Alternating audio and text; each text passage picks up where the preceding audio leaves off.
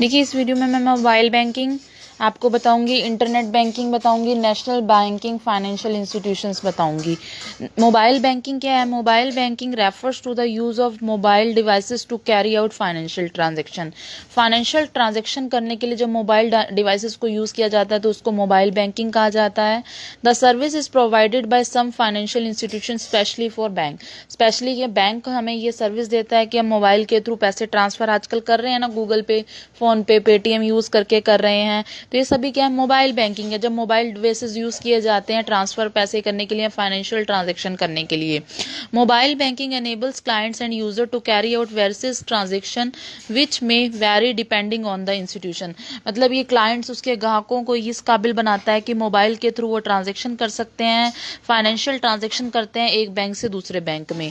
Importance क्या है mobile banking की? Mobile banking allows consumer to be able to access banking services from anywhere.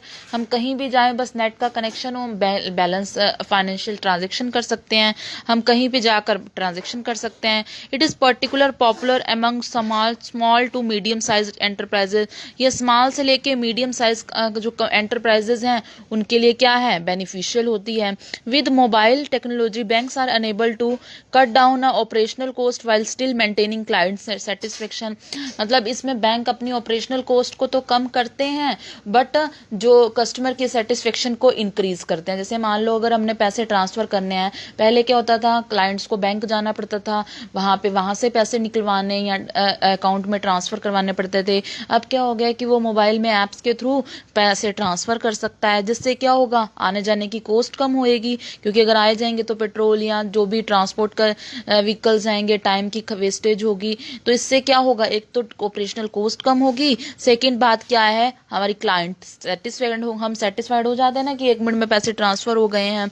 बस mobile banking के लिए ओवरव्यू आपको देना था इस चीज टॉपिक पे। नेक्स्ट है internet banking. Internet banking is also known as net banking. कहते हैं ना net banking, online banking. It is an electronic payment system that enables to customer of a bank और एक इंस्टीट्यूशन टू मेक फाइनेंशियल और non financial transaction online through the internet. इसके थ्रू हम financial या नॉन फाइनेंशियल ट्रांजेक्शन्स कर सकते हैं। किसके थ्रू? इंटरनेट की सहायता से, इंटरनेट की हेल्प से हम क्या कर सकते हैं, अपने अकाउंट से पैसे दूसरे के अकाउंट में भी ट्रांसफर कर सकते हैं। इसके अलावा हम अकाउंट बैलेंस भी जान सकते हैं। अब अकाउंट बैलेंस जाना तो कोई फाइनेंशियल ट्रांजेक्शन थोड़ा कर रहे हैं, अकाउंट बैलेंस जान रहे हैं तो अकाउंट बैलेंस बस जान रहे हैं।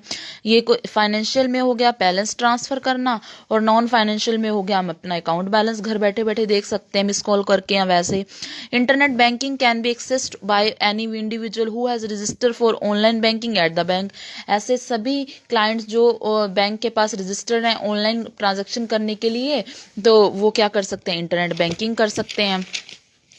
ठीक है, थर्ड पॉइंट देखो, special feature of internet banking. Special features क्या है इंटरनेट बैंकिंग के? फर्स्ट है provide access to financial as well as non financial banking service. हम फाइनेंशियल काम भी कर सकते हैं, नॉन फाइनेंशियल काम भी कर सकते हैं। इसके थ्रू हम चेक बैंक बैलेंस कर सकते हैं कभी भी अपने अकाउंट का। एक ये सेफ और सिक्योर मोड है बैंकिंग का। इसके थ्रू जर्नल इंश्योरेंस वगैरह, कई बार आता है ना कि 1 रुपीज़ पेटीएम में पे करो, हमें इंश्योरेंस पॉलिसी मिल जाती है, तो जर्नल इंश्योरेंस को भी बाय कर सकते हैं। इसके थ्रू हम चेक कर सकते हैं कि हमारे लोन की हमारी किस्त कब इंस्टॉलमेंट कटनी है। Mortgage loan, saving account linked जो बैंक से हम कोई भी अपना बैंक लोन अकाउंट, जैसे हमने अगर कोई बजाज से लिया, हम देख सकते हैं ना कि हमारी किस्तें कितनी बची हुई हैं, कितनी हमने पेमेंट कर दी है। ये सभी ट्रांजेक्शन को ऑनलाइन बैंकिंग के थ्रू देख सकते हैं। इसके अलावा ये जो हमारी ऑनलाइन बैंकिंग होती है, इसका एक यूनिक आईडी और पासवर्ड होता है जिसके कारण ये क्या होती है, प्रोटेक्ट होती है, सुरक्षा, ये सिक्योर होती है।